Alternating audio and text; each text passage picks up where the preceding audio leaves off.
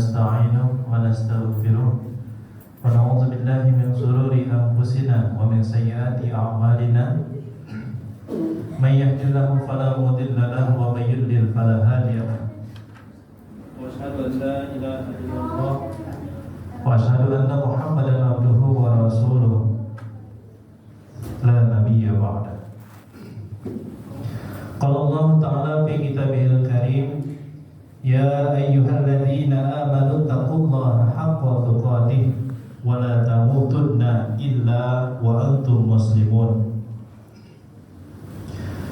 وقال تعالى يا أيها الذين آمنوا اتقوا الله وقولوا قولا سديدا يصلح لكم أعمالكم ويغفر لكم ذنوبكم ومن يطع الله ورسوله فقد فاز فوزا عظيما. فقال ربنا هب لنا من أزواجنا وذرياتنا قرة أعين واجعلنا للمتقين إماما. Hadirin jamaah Jumat rahimakumullah, pertama-tama marilah selalu kita panjatkan puji dan syukur kita kehadiran Allah Subhanahu wa taala, yang mana sampai dengan siang hari ini kita semua masih diberikan kesehatan, masih diberikan kekuatan, dan juga sampai kita masih diberikan nikmat iman dan juga nikmat Islam. Salawat dan iring salam tak lupa selalu tercurah kepada baginda kita, baginda alam habibana wa nabiyana Muhammad sallallahu alaihi wasallam, juga kepada keluarga dan para sahabatnya, tabi'in, tabi'at, hingga kepada kita selaku umatnya, dan semoga kita semua diakui sebagai umatnya di akhir zaman. Sebelum melanjutkan khutbah pada kesempatan siang hari ini, saya sebagai khatib berpesan terutama kepada diri khatib sendiri dan kepada sidang Jumat sekalian pada umumnya untuk bersama-sama selalu mempertahankan keimanan dan selalu meningkatkan ketakwaan kita kepada Allah Subhanahu wa taala. Sebab hanya ketakwaan dan keimanan yang menjadi ukuran ketakwaan seorang hamba di hadapan Allah Subhanahu wa taala. Hadirin jamaah Jumat Masjid Al-Jihad yang insyaallah dirahmati Allah Subhanahu wa taala.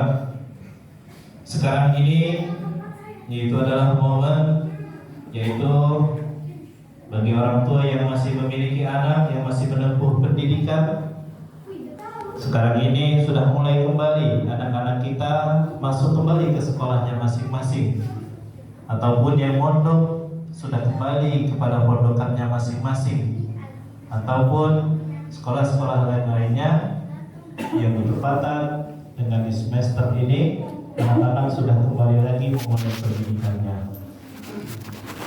Kita selaku orang tua yang memiliki anak-anak, alangkah baiknya kita selaku orang tua mengingatkan kembali visi dan misi dalam mendidik anak dan melihat posisi anak dalam syariat Islam. Sebagai acuannya, tentu kita bisa merujuk informasi Al-Quran dan hadis dan penjelasan, yaitu penjelasan para ulama. Kaitan dengan posisi anak, para ulama salah satunya pada kitab At-Tabari dalam tafsirnya jadi 23 halaman 423 menyebutkan bahwa ada sejumlah posisi anak, yaitu posisi anak selaku anak kita sebagai kita orang tuanya.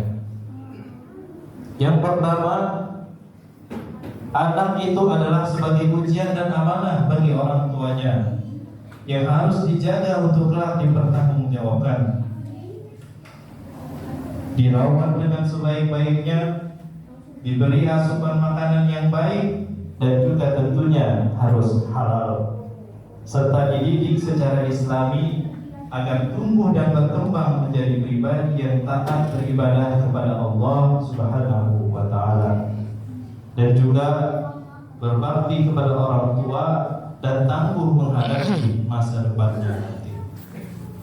Allah Subhanahu wa taala berfirman, "Innama amwalukum wa auladukum yang artinya sesungguhnya hartamu dan anak-anakmu hanyalah ujian bagimu, dan di sisi Allah lah pahala yang besar. Dalam hadisnya Rasulullah SAW juga menyebutkan, kullu mauludin yuladu 'alal fitrah fa abawahu yuhawidanihi aw yumajjisanihi aw yunassiranihi, yang artinya setiap anak yang lahir dilahirkan atas fitrah atau suci. Kedua orang tuanya lah yang menjadikannya Yahudi, Majusi atau Nasrani. Karena itu jamaah rahimakumullah, baik dan tidak baiknya seorang anak bisa dibilang tergantung didikan dari orang tuanya. Tak heran jika didikannya baik, anak kelak menjadi penyejuk hati dan penyejuk jiwa, serta menjadi pemimpin orang-orang yang bertakwa. Hal ini seperti yang diharapkan dalam doa Al-Quran yang kerap kita baca setelah selesai sholat, yaitu Rabbana hablana min azwajina wa dzurriyyatina qurrata a'yun waj'alna lil muttaqina imama, yang artinya, ya Tuhan kami, anugerahkanlah kepada kami istri-istri kami dan keturunan kami sebagai penyenang hati kami, dan jadikanlah kami imam bagi orang-orang yang bertakwa. Namun jamaah kaum muslimin rahimakumullah, capaian seperti itu tidak lahir begitu saja. Dibutuhkan perjuangan yang keras dari kita selaku orang tua untuk mengasuh, membina, serta mendidiknya, bahkan mengorbankan biaya yang tak sedikit. Juga yang tak kalah pentingnya adalah doa, baik dari kita selaku orang tua maupun dari orang-orang soleh. Hadirin rahimakumullah, yang kedua, posisi anak, yaitu adalah anak sebagai anugerah dan nikmat dari Allah Subhanahu wa Ta'ala yang dapat memberikan kebahagiaan dan semestinya disyukuri orang tuanya. Sebagaimana firman-Nya dalam surah Asy-Syura ayat 49-50, lillahi mulkus samawati wal ardh yakhluqu ma yasha' yahabu liman yasha'u inatsan wa yahabu liman yasha'u dzukur, yang artinya milik Allah lah kerajaan langit dan bumi. Dia menciptakan apa yang Dia kehendaki, memberikan anak perempuan kepada siapa yang Dia kehendaki, dan memberikan anak laki-laki kepada siapa yang Dia kehendaki. Sejalan dengan itu, anak dapat memberi kebahagiaan karena menjadi perhiasan sebagaimana yang disebutkan ayat lainnya, yang artinya harta dan anak-anak adalah perhiasan kehidupan dunia, tetapi amalan-amalan yang kekal bagi soleh adalah lebih baik pahalanya di sisi Tuhanmu, serta lebih baik untuk menjadi harapan. Quran Surat Al-Kahfi ayat 46. Namun jemaah kaum muslimin rahimakumullah, perlu diingat pula, jangan sampai ada kecintaan berlebihan terhadap anak-anak hingga membuat kita terlena dan mengabaikan hal-hal yang membahayakan dan merusak masa depannya. Karena itu, dalam ayat lain Allah Subhanahu wa Ta'ala mengingatkan agar kekayaan dan keturunan tidak sampai melalaikan para hambanya. Ya ayyuhalladzina amanu la tulhikum amwalukum wala auladukum an dzikrillahi wa may yaf'al dzalika faulaika humul khasirun, yang artinya, hai orang-orang beriman, janganlah hartamu dan anak-anakmu melalaikan kamu dari mengingat Allah. Barang siapa yang berbuat demikian, maka mereka itulah orang-orang yang merugi. Hadirin rahimakumullah. Dan yang ketiga, anak adalah sebagai penerus keturunan. Kelahirannya menjadi penerus cita-cita hidup dan kelestarian orang tuanya. Terlebih anak yang soleh, yakni anak yang sikap dan perilakunya mencerminkan keimanan, ketakwaan, dan kepasrahan daripada Allah Subhanahu wa Ta'ala. Di samping itu, tentu dapat memberikan manfaat kepada sesama. Kesolehan itulah yang akan menjamin terkabulnya doa dan impian kedua orang tua terhadap anak, sebagaimana dalam kisah Nabi Yakub, am kuntum syuhada'a idh hadara Yaqubul mautu idh qala li banihi ma ta'buduna min ba'di qalu na'budu ilahaka wa ilaha abaika Ibrahim wa Ismail wa Ishaq ilaha wahida wa nahnu lahu muslimun. Yang artinya, apakah kamu menjadi saksi saat maut akan menjemput Yakub ketika dia bertanya kepada anak-anaknya, apa yang kamu sembah sepeninggalku? Mereka menjawab, kami akan menyembah Tuhanmu dan Tuhan kakek moyangmu, yaitu Ibrahim, Ismail, dan Ishak, yaitu Tuhan yang Maha Esa, dan kami hanya berserah diri kepadanya. Quran Surat Al-Baqarah ayat 133. Hadirin jamaah kaum muslimin rahimakumullah. Dan yang keempat, anak sebagai ladang pahala kedua orang tuanya.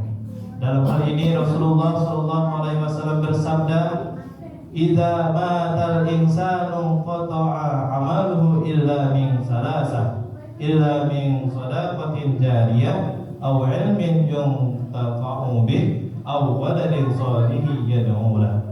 Yang artinya, apabila manusia itu meninggal dunia, maka terputuslah segala amalnya kecuali 3, yaitu sedekah jariah, ilmu yang bermanfaat, atau anak soleh yang mendoakan kedua orang tuanya. Hadis riwayat Muslim. Namun siapa sangka jika orang tua teledor dalam mendidik anak, maka bukan mustahil anak akan menjadi musuh orang tua. Hal itu juga diperingatkan dalam ayat yang lain, ya ayyuhalladzina amanu inna min azwajikum wa auladikum aduwwan lakum fahdharuhum. Yang artinya, hai orang-orang mukmin, sesungguhnya di antara istri-istrimu dan anak-anakmu ada yang menjadi musuh bagimu, maka berhati-hatilah kamu terhadap mereka. Sebagian mufassir menjelaskan, maksud sebagai musuh di sini adalah menjadi pihak yang menghalang-halangi jalan Allah Subhanahu wa taala, merintangi jalan ketaatan kepadanya. Mufassir lain mengungkapkan maksud sebagai musuh di sini adalah musuh seperti yang terjadi pada hari kiamat. Allah Subhanahu wa taala berfirman, "La tanfa'ukum arhamukum wala auladukum yaumal qiyamati yafsilu bainakum." Artinya, karib kerabat dan anak-anakmu sekali-kali tidak bermanfaat bagimu pada hari kiamat. Dia akan memisahkan antara kamu, dan Allah Maha melihat apa yang kamu kerjakan. Hadirin rahimakumullah, itulah 4 posisi anak sebagaimana dijelaskan dalam Al-Quran dan hadis. Semoga anak kelak menjadi anak-anak yang beriman, berbakti, dan berguna bagi sesama. Semoga anak-anak kita tentunya memiliki anak yang menjadi qurrata a'yun alias atau penyejuk hati jiwa orang tuanya, menjadi hiasan mata yang berpengaruh mulia hingga menjadi pemimpin orang-orang yang bertakwa. Namun tentu saja itu semua bukan sekedar doa dan harapan, tapi harus dibarengi dengan usaha keras dan jerih payah yang luar biasa dari kita selaku orang tuanya.